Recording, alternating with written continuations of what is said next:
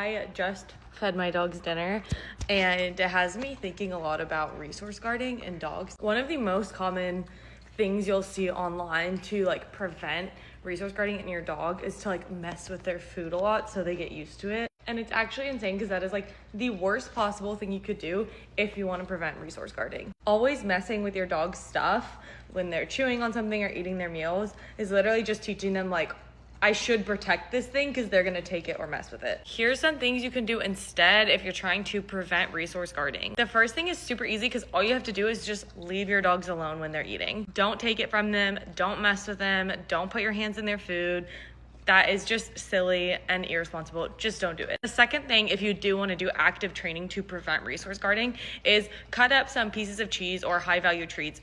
And every time you feed your dog, walk up, toss some extra treats in their food bowl, and then walk away. This actively teaches your dog that when you approach them when they're eating, you're just going to add more excitement to whatever they're eating. You're going to add positive things as you approach. This way, if you do have to take something from them for whatever reason, if it's like an emergency, they're not used to you coming up and messing with it. They think you coming up is going to be a good thing, and so they don't immediately start getting like defensive of whatever they have. The other thing that's really great for preventing resource guarding is teaching a very strong drop it cue. So that is like one of the first things that you could teach your puppies, so that if they do get a hold of something, they don't feel like you're always trying to take things that they want. You can ask them to drop it and then give them a treat. The other thing is using the trade method a lot, especially when they're young. If they have something that they're not supposed to have, instead of just taking things from them, trade them for a toy or a higher value treat. We're constantly taking things from our dogs and constantly messing with the things that they find valuable, they're gonna start to feel like they need to protect their resources. Resource guarding is a pretty normal animal behavior. Like if I'm eating and somebody tries to randomly walk up and take my food, I would definitely like swat their hand away or yell at them. So